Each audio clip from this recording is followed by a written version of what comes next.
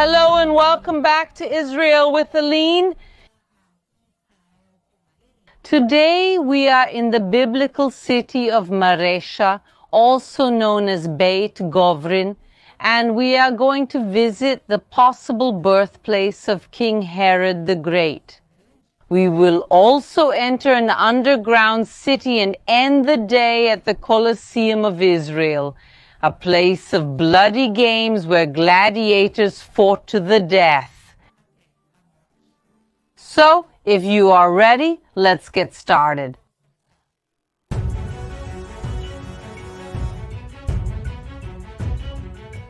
The first time the city of Maresha is mentioned in the Bible is in the book of Joshua. This means that this city has over 3,000 years of history. And it wasn't just any city, it was an important city. We know this also because King Rehoboam, the son of King Solomon, will greatly fortify this city to protect it and all of Israel from Egyptian invasions. Indeed, the Egyptians were not content to keep the people of Israel as slaves for 400 years. And yes, for centuries and centuries, they tried to conquer the land of Israel. And now I want to invite you to join me in this house that is over 2,000 years old to understand the connection of King Herod the Great with this place. Let's go!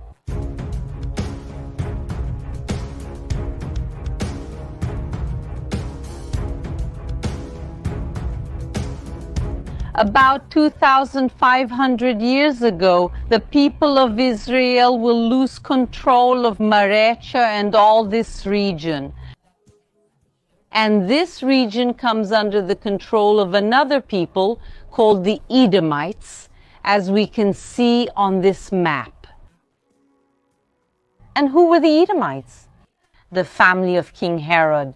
Not the whole family. He came from an extremely cosmopolitan, mixed family. His mother was Nabatean, an Arab princess. His father was Edomite. His paternal grandfather converted to Judaism. So he has influences from various cultures. And this will be extremely important. Why? Because when the Romans conquered the land of Israel, they need to choose a king to rule the region. Most of the people living here then were Jews, part of the people of Israel, and they didn't want to be ruled by foreigners. But the Romans were also afraid to put a Jew in power, and that this Jew would be more loyal to the interests of the people of Israel than to Roman interests. And then comes Herod, who is from a pagan family, with Roman influence and culture as well, but part of his family was Jewish. And because he was precisely this mix of cultures, they considered him the ideal person to rule Israel and all the cultures that lived here.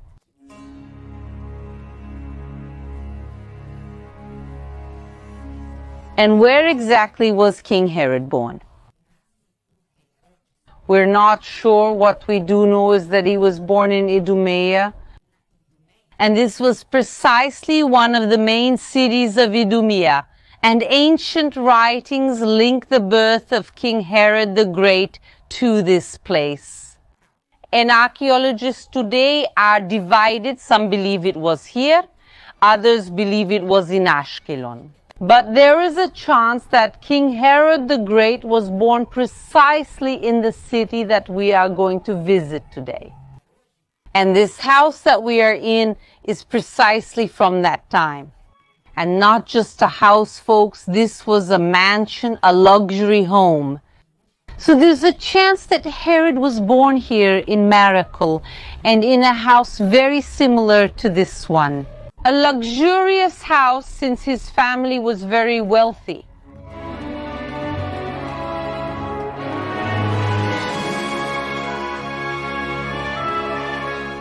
And this King Herod the Great, he also appears in the Bible for a terrible reason, because of the massacre of the children. The Bible tells us that he was the king who ordered the killing of the children in the region of Bethlehem and Judea when Jesus was born.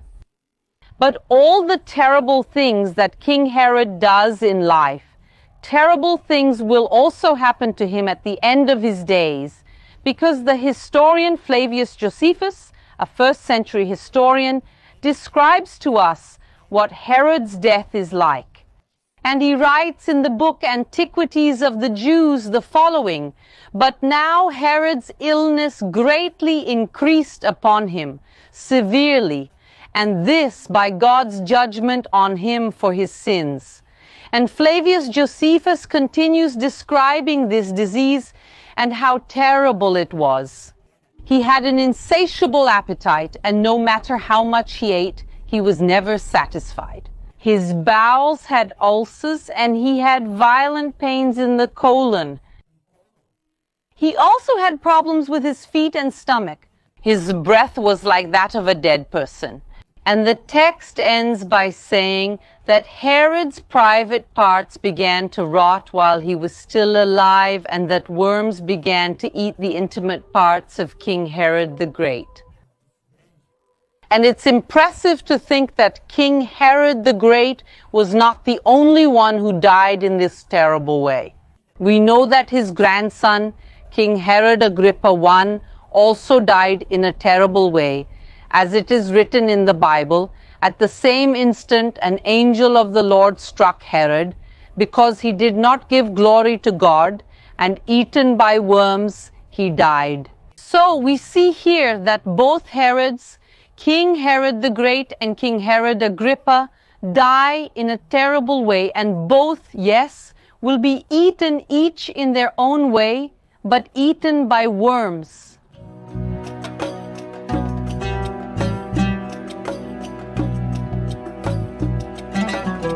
But not only bad people were born in this city. Here in BEIT GOVRIN, Maresha, the prophet Micah was born, one of God's prophets, according to the Bible.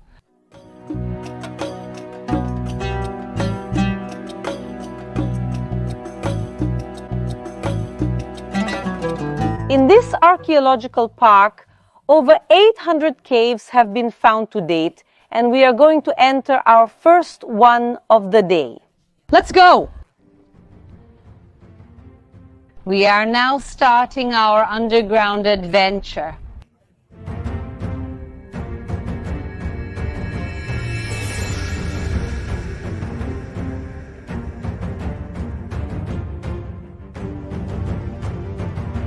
And at the time when the Edomites controlled this city and much of the region, the city of Maresha becomes an extremely cosmopolitan city. Imagine that different peoples lived here and their cultures were blending. And we now enter an underground part into a Sidonite cave. Sidon was one of the main Phoenician port cities. So, imagine that those who lived here in this community were Phoenicians. But they didn't live here inside, they lived in houses outside, because this here, in reality, is their cemetery. We know from the inscriptions of this place that the one who was buried here was Apollophanes, the leader of the Sidonite community, and that he was the leader of the community for 33 years, and he died at the age of 74. Nowadays, folks, 74 years may not sound like much, but a person who lived 74 years over 2,000 years ago was really considered an elder, and that's why he was buried in one of these spaces. How did the tomb work? The person's body was placed, something was put here to close the entrance. They waited a year, and after a year they opened it and only had the bones. And then they gathered the bones and put them in the Masefa, which is this space here.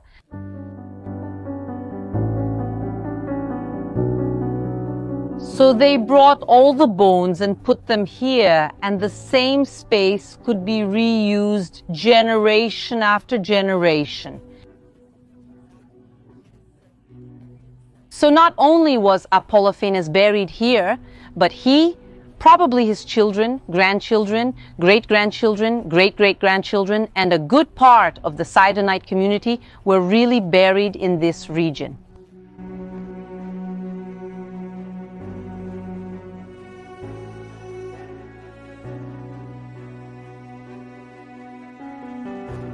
And these wonderful drawings that are here on the walls, they show us what the people who lived here and who also died here believed and what their day-to-day was like.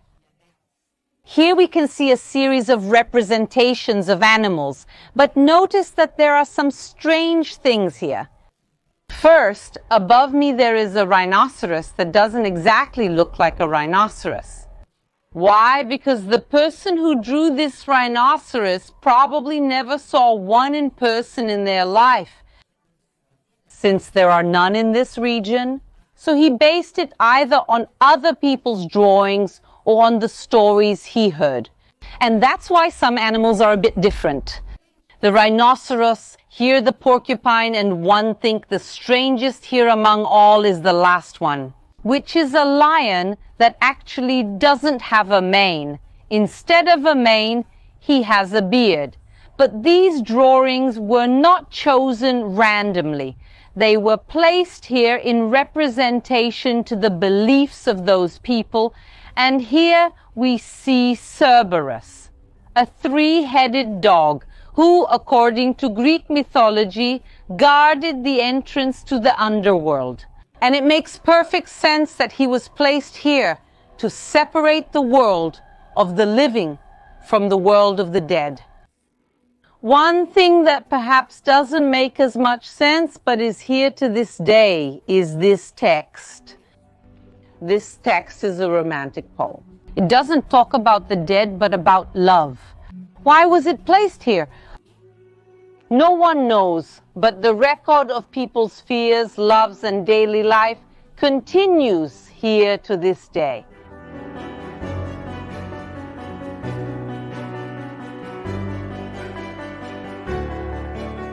Let's go back underground. But now we're literally going to enter a gigantic underground labyrinth. One of the most impressive things that exist here in Israel, and listed as a World Heritage Site by United Nations Educational, Scientific, and Cultural Organization.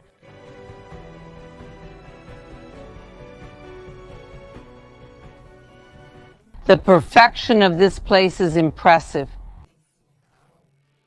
Indeed, it was not only made to be an underground city, but attention was paid to every detail.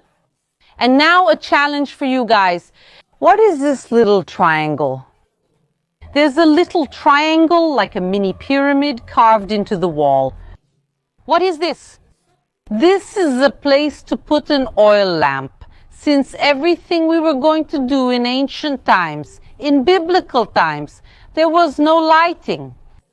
So, imagine doing all this, but only with the light of a small oil lamp. So it could also be supported here for all those people who passed by to take advantage of it.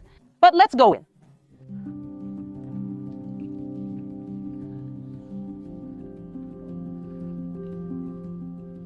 Wow, it's so cool in here. For those who want to visit Israel in the summer, taking underground tours like this one is a great option to escape the hottest hours of the day. And I want you guys to look up here. There are also many of these holes in the wall, but these holes are much larger than the little lamp hole. What could all these holes have been used for? Has anyone figured out what these holes are? I'll tell you the answer in a few minutes, and in those minutes, you can try to guess and leave your guess here in the comments. But I'm going to give you a hint.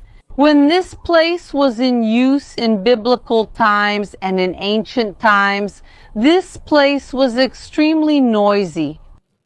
So what could be here that made so much noise?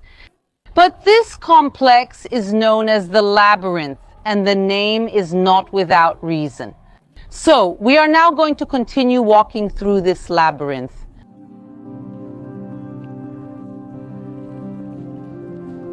One of the advantages of this city, having been built in a mostly underground way, is that it has been so well preserved.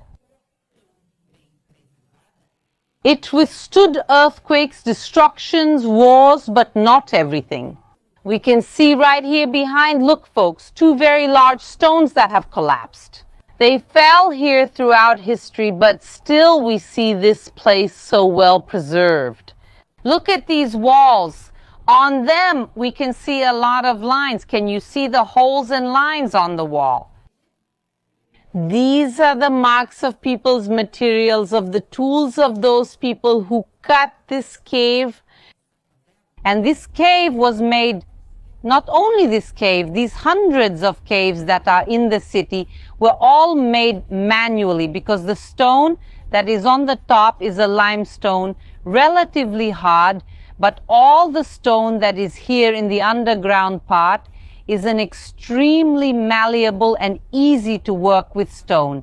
So they would come here with their tools and dig the cave. And look here also something interesting in relation to the way they built the cave. You can see here that there are more holes, full of holes today. Here are more holes. What was this for? The holes we've seen so far are different. This here is a ladder, folks.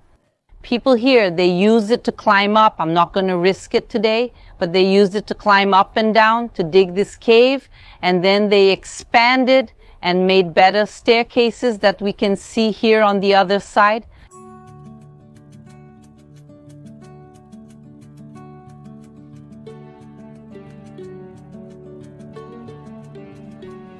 Look at this giant rock that we mentioned before, that it collapsed.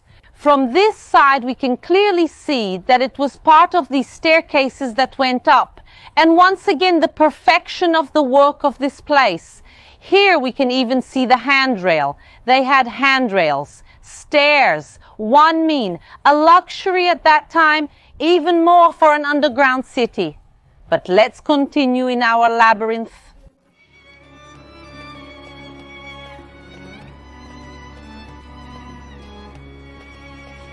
Each of these underground halls had a different purpose. And here it is very clear to see what this place was used for. This was the cistern, the water deposit. And look at the perfection of this construction here in Maresha and BEIT GOVRIN. It rains very, very little. It only rains in the winter. In Israel's winter, we are talking about from December, usually to March. So they created these giant underground spaces. The rainwater was channeled here and filled the place. And then they could come throughout the year, remove the water from here, and use it in everyday life.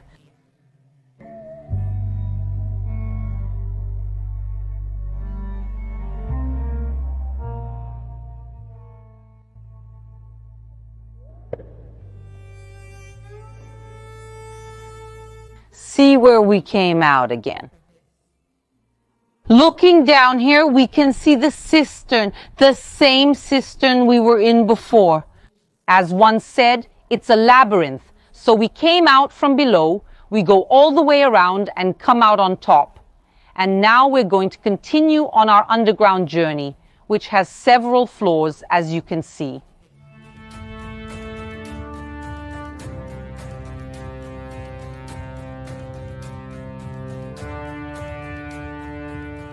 Look at these extremely white stones. They are a kind of chalk, so we can hear. Look, see that the stones are literally crumbling, which made it much easier to make this maze. You see that the maze continues here.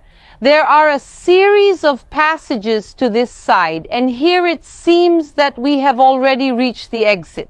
We can go out to the surface again, but do not be fooled. You can see the arrow and see that the maze continues in this direction too, and this way we go.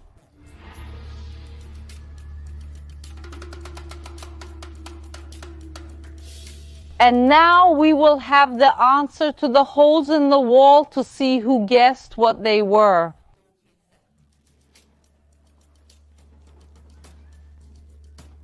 We are entering a columbarium.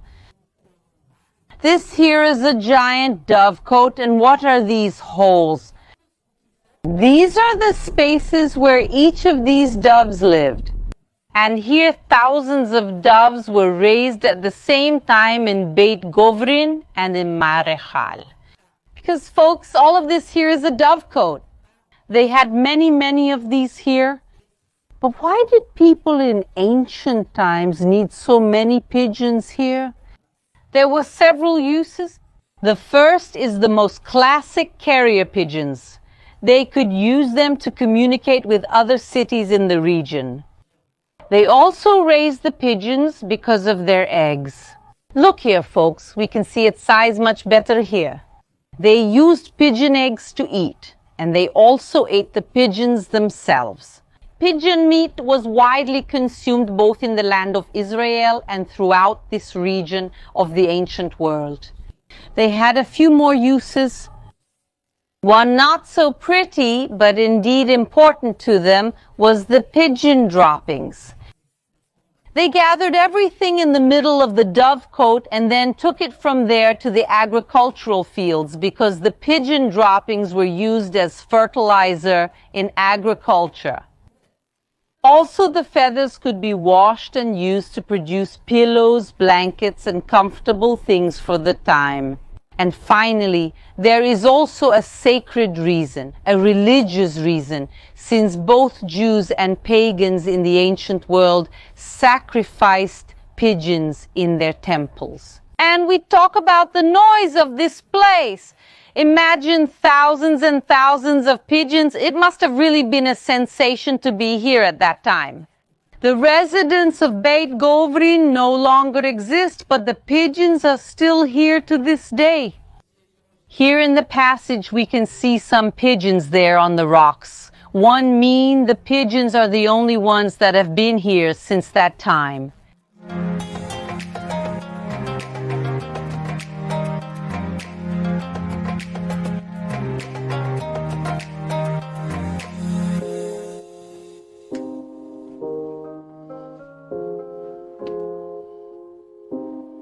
And remember that people in ancient times, they were much smaller than they are today, so part of the passages here are really narrow.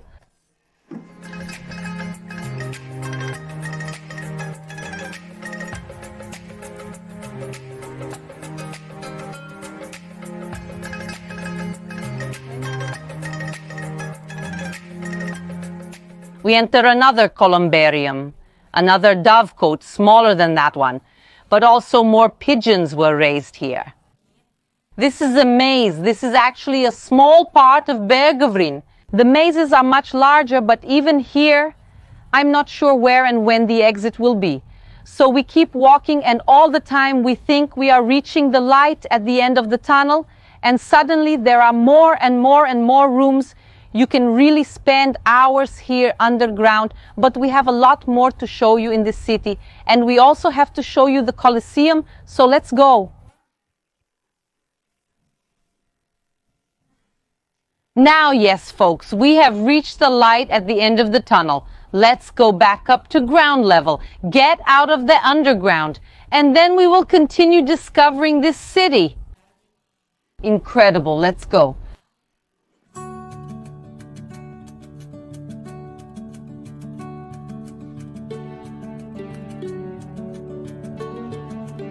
Don't mind my state after everything we've done in the maze, but a question that often arises when we see such an impressive place is, where did the money come from to do all this? Building an underground city is not cheap, is it? What was the city's economy? The main source of income was precisely this. It was the production of olive oil. This is a 2,200-year-old olive oil factory, and it is extremely well preserved. It's a rarity to find such preserved places, but again, because we are underground, this place was buried in soil and preserved. Everything we see made of wood, obviously, is not original. What we see made of wood was put in place for us to see and understand what it looked like. But everything that is stone is 100% original. How did this factory work? The whole region was full of olive trees, and there are many here to this day, but they would collect the olives at harvest time and bring them here to the factory. The first step is that the olives were placed inside this space, and this stone was rolled over them. So it could be an animal, or in this case here, usually people who pushed the stone. It was passing over and grinding, crushing all this. And what came out of this process was not olive oil. It only came out in a mixed paste, which had the peels, seeds, the oil, everything together. And that's why the second step was needed, which is the separation of all this mass from this mixture of olive oil, which is what they really wanted. And this was done here.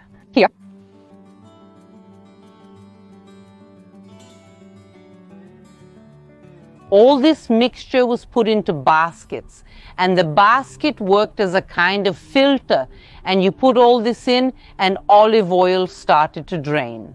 This first oil that came out is the best of all. The oil, you can say, extra virgin, the best quality. And this oil was usually dedicated to everything that is sacred, everything that is holy.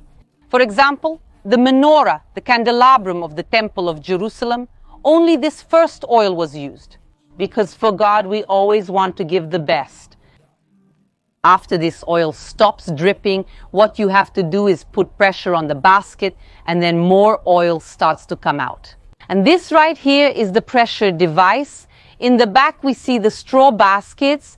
Imagine that inside them are these olives, and this wooden log is placed on top, and it starts to press, and more oil starts to drip. The second oil, which is still a very good oil, what was it used for? It was used for food and medicine. Often they would put oil on wounds and on problems that the person had on the body.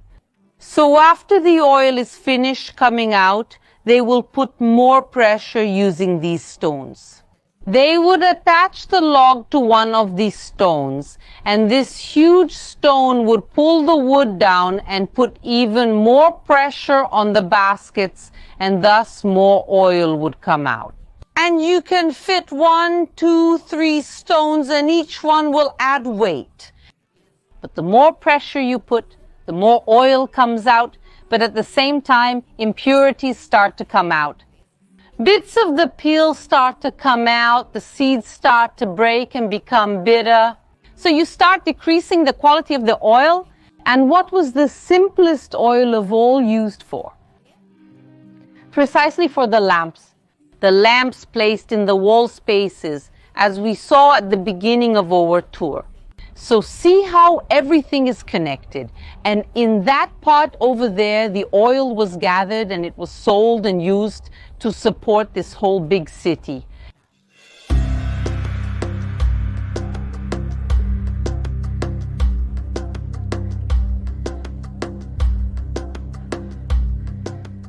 We said that this whole region produced olive oil, and look how many olive trees there are here today. And not only that, we can see that the trees are loaded with olives. There's still some time left. They have to grow even more. But they harvested all of this to produce the olive oil. And it's also important to remember that olives, the olive tree, is considered one of the 7 fruits of the land of Israel, according to the Bible.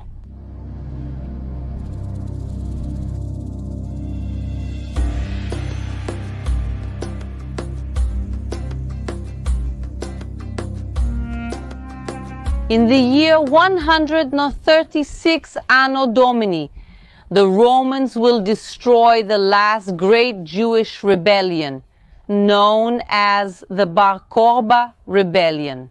They will kill thousands of Jews and expel most of the people of Israel from their land.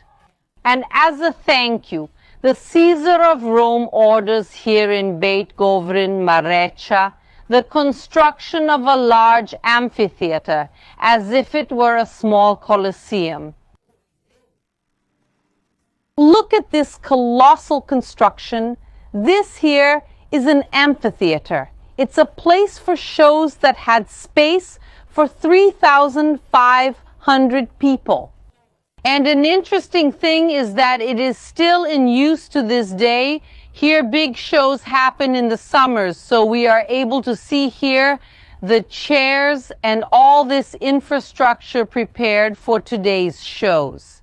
But the performances that happen today are quite different from those that happened here in Roman times. Let's go down to the arena now and find out what kinds of bloody spectacles were performed in this place.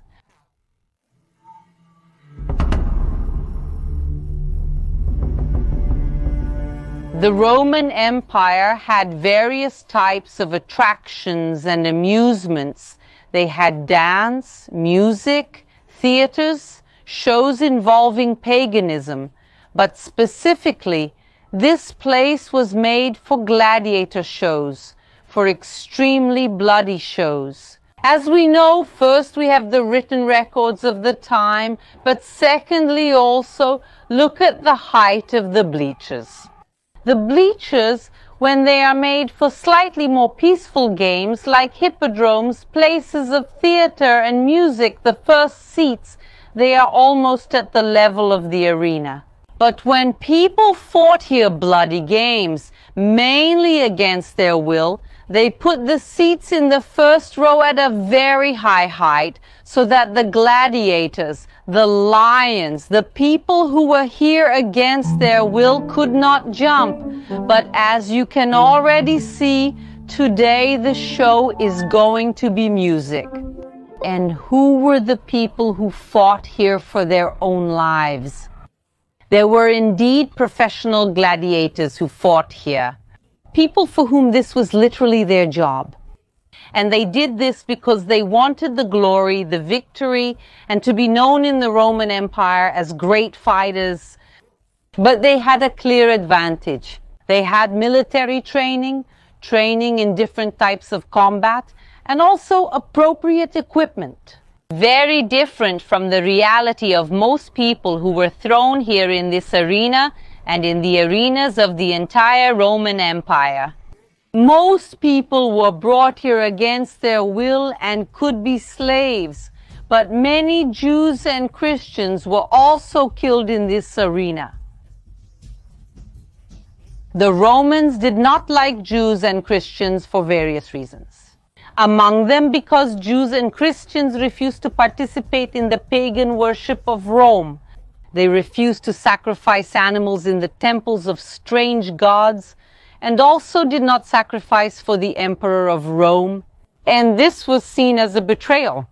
And because of this, Jews and Christians were persecuted for a very, very long time in the Roman Empire and killed in terrible ways. They could be crucified, burned alive, taken as slaves to Roman mines, or here thrown to the lions and wild animals. And the suffering of these people was entertainment. It was fun for the audience that was here around. The audience composed mainly of Roman soldiers. And it's really sad to see how in the past the suffering of Jews, Christians, slaves, and other people within these arenas was considered fun, a part of the daily life of these Roman soldiers stationed here in this region.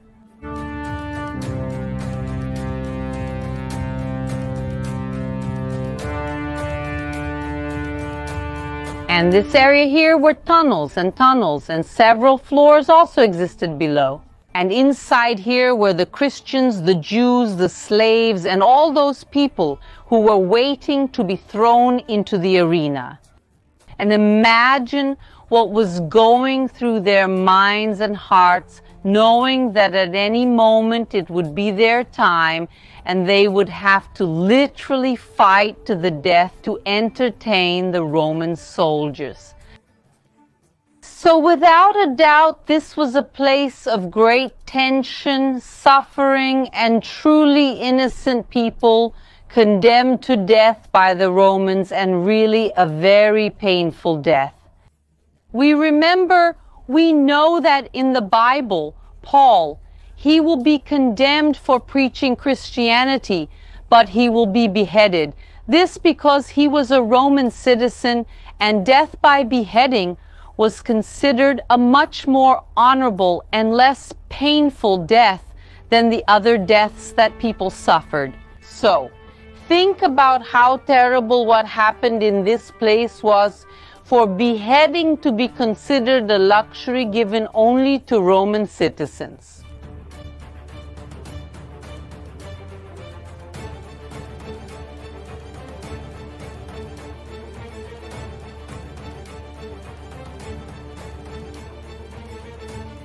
This place reflects the history of Christianity that began as a forbidden religion and persecuted by the Romans, as we just saw in that mini Colosseum in the Amphitheater, where Christians were put to die with animals and other gladiators. A bloody and terrible period. But in the 4th century, the Romans themselves will convert to Christianity. And the empire then changes its name to the Byzantine Empire. And this will be the first Christian period of the entire Holy Land. And then here in this place, a church is built. Next to where Christians were persecuted, a church is built. See how the world turns. The church here will be destroyed and then rebuilt in the Crusader period, which are the remains we see here now. And that's why one thinks it's so special to have the remains of a church right here.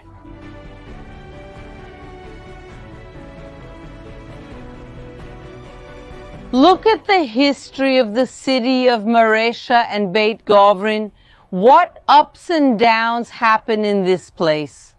Here is where the prophet Micah was born, but perhaps also King Herod, who was a bloodthirsty man. Here, architecture is used to make an entire underground city, but it is also built to make a gigantic Colosseum, an amphitheater used to kill Jews and Christians. The city shows us the best and the worst that the land of Israel and humanity can show us. One hope you enjoyed today's video. A big hug and see you next time.